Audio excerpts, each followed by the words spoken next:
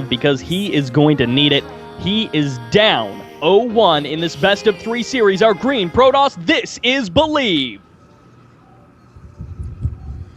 And over on the bottom right, we have our blue Zerg player representing Gear in the rear. He's up 1-0 versus the first seed for today. It is SteAdfaSt.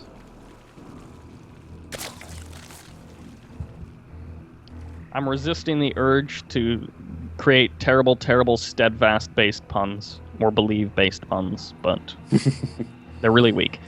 So, Echo. A couple of things that we get to talk about on this map as commentators, considering this is a PvZ. Taking that third base. When you do it, one of the things that the Zerg loves to do, excuse me, not the Zerg, that the Protoss loves to do, is build a heavy sentry-based composition, throw down some force fields, and then just kill your third. It's one of those maps where you can force field, I believe, the natural ramp with like 2 well-placed force fields, so you can really force field away the entire Zerg army in some situations, and if SteAdfaSt isn't ready for it, it's one of those kind of builds or timings that Believe can make absolute, I mean, Zerg tears will be shed. Yeah. These sort of builds. Yep.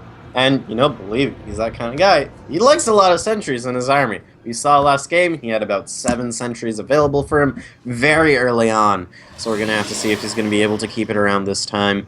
And SteAdfaSt, you know, he doesn't care. He's on that mental high. He's got game 1 in his pocket. He's going to be going for a hatch first.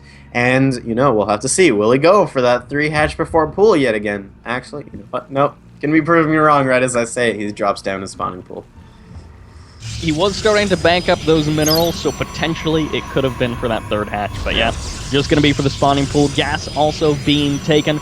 Relatively standard times all around. One of those just safe, strong openers that Zergs can go for.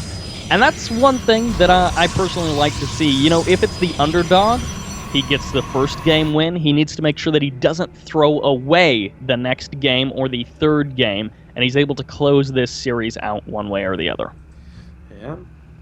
And, you know, we're already in Winners Semis. If you head to Winners Finals, you're going to be guaranteed at least $25. So, definitely wants to get right into that top 3 situation.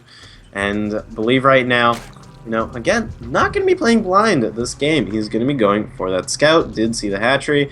I would like to see him to try and check for that 3rd, but just as out of a habit thing. Obviously, not going to be. And luckily this time around, there is no hatchery there. Believe probably has a little bit of a mental checklist. He's like, all right, I came in at about this time.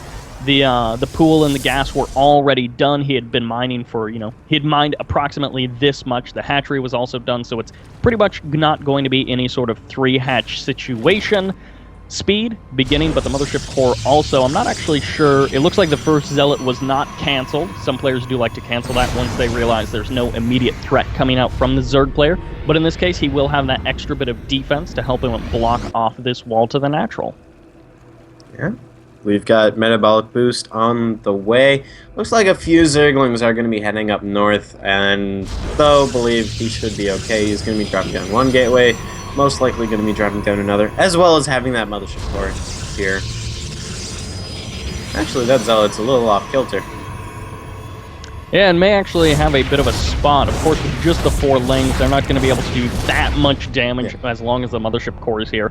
Of course, they can get a scout, but presently, there isn't a whole lot of interesting things to scout. I mean, yeah, they were able to poke up a little bit there and see that, okay, well, you've got the 2 gateways at the wall. You've, of course, already got another gateway out there, and the Overlord is actually keeping an eye on the gases. So that's the kind of next piece of the puzzle that he would like to see is those gases, and he's actually got very nice Overlord positioning for that. Yep, and the sentries found it, so that Overlord going to get pushed away. You won't be able to see the main gases, but at least at this point, you know, it's the main gases. You know that 2 have been taken. It's a Protoss. They're probably going to be keeping with those 2 for the rest of the game until they run out, which is around 25 minutes. But 3rd hatchery on the way for SteAdfaSt right now. He's got a Roach Horn coming down this time around.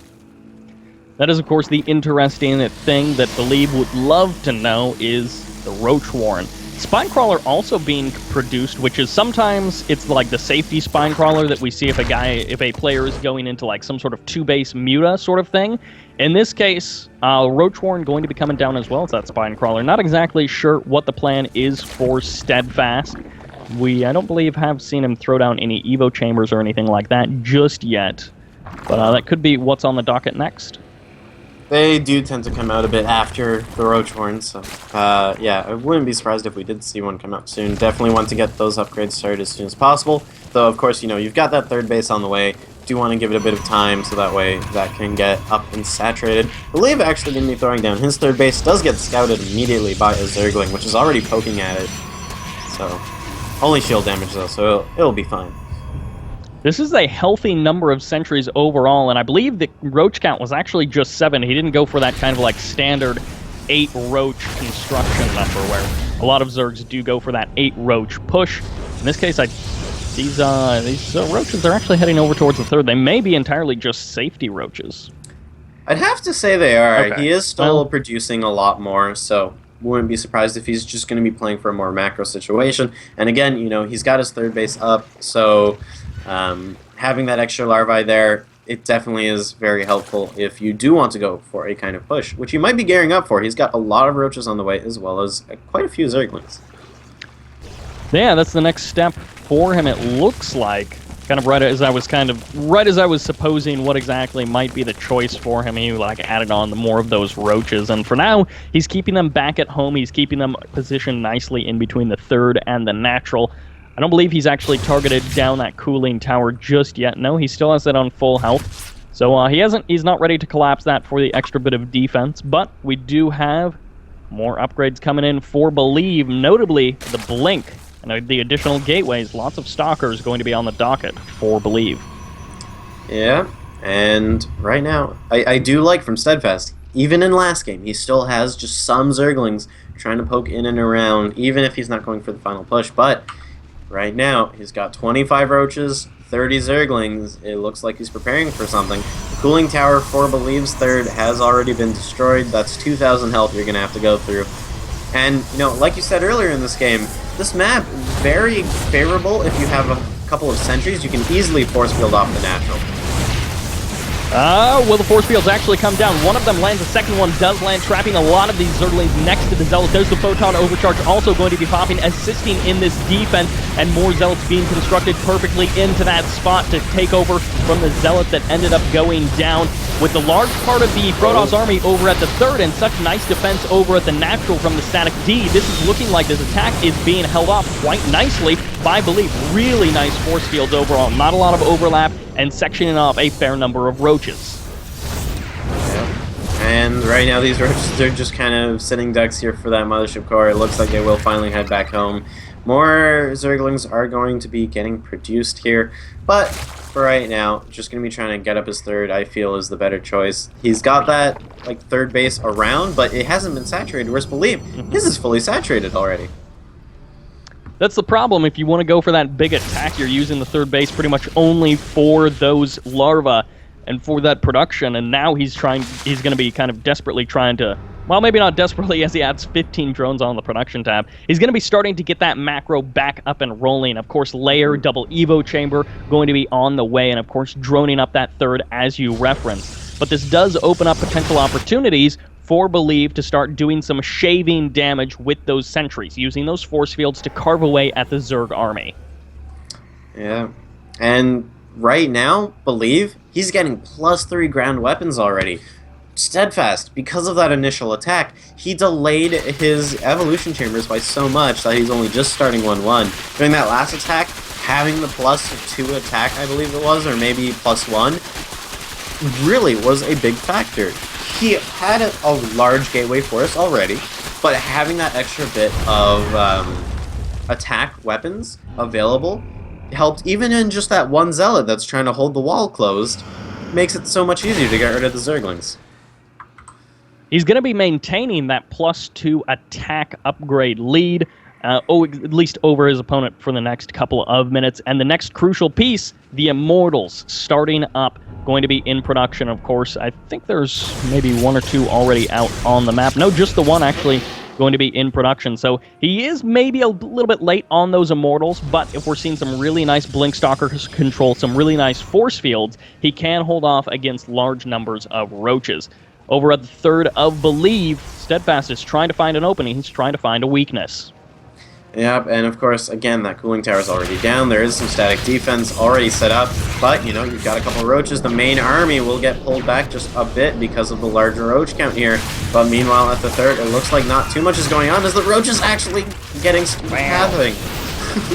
That pathing sometimes a bit unfortunate. Force field's going to be coming down, sectioning off a fair number of Roaches and actually preventing and kind of bugging some of them out, keeping them from attacking, keeping them from retreating so that they're able to be picked off extremely easily. Roaches over at the third going to be finally targeting down some of these pylons, potentially actually targeting down some of the probes, which is probably their actual mission, while the main armies are going to be looking for another big engagement. The Spinecrawler helping out our Zerg player as he's trying to get additional damage out on those Blink Stalkers, but with nice Blink control, it's just so difficult to actually kill these Stalkers. A couple of them are following, but again, with the force fields coming down in such great numbers, these Roaches can't actually attack. Yeah, and right now, you know, that large Roach count has gone so far into the dump, and so many Stalkers here remaining. GG going to be coming out from SteAdfaSt. Believes going to tie up the series 1-1. Very well played there, but, you know, SteAdfaSt, I don't think the Roaches were working for him, and I'd have to say it's mainly because of the fact that Believe chose to go for the robotics facility first off, as normally, you know, he would go for the Stargate. That would normally lose to the sort of build that SteAdfaSt had gone for, but going for the robotics facility, having the much larger gateway force right off the bat, it helps quite a bit for Believe. It was that essential part of his composition. He was going for that Stalker Sentry. You know, he had some Zealots mixed in as well, but the main beef of his army was that Stalker Sentry composition. We saw on-time force fields that were placed well. So those two very crucial factors really allowing Believe to take engagements that otherwise would have swung so much further into the Zerg favor.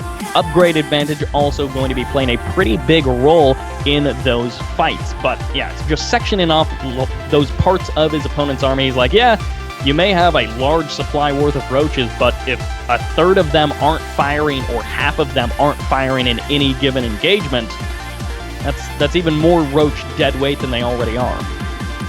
Yeah, and right now looks like Cactus Valley is going to be map number 3 here at this best of 3. Cactus Valley, it's an alright map, and you know, we do use the veto system here, so this was the last remaining map. Definitely not too much of a of really any favoring race, I'd have to say. I believe this is the map that doesn't have a lot of... Actually, I may be thinking of Iron Fortress, but I think this map doesn't have a lot of dead space behind the main, which sometimes can be a factor. We've seen the attempt at Warp Prism and Phoenix play from Believe. He hasn't committed super hard to it, so maybe that won't even be much of a factor. Similarly, SteAdfaSt game number 1, Mutas were actually a very useful part of his composition, a very useful thing that he was able to, you know, keep alive a lot of those Mutalisks. Maybe lack of jet air will come into a factor on this map. We'll have to find out. It's the game number 3 gonna start getting loaded up here, and we'll have to see who will go on into our winners finals. And well, actually, there isn't going to be anyone waiting for them, as we're going to be doing both winner semis here today. And in our other winner semis, we've actually got No Regret versus Seraph waiting for us once this one's finished up. Yeah, so the winner of this actually gets a bit of a break. You know, they can sit back, think about their upcoming match, kind of devise ideas for what's going to be going on in the next series. But they're, of course, that one step closer to the top 2. Yeah. But start things off here on Cactus Valley.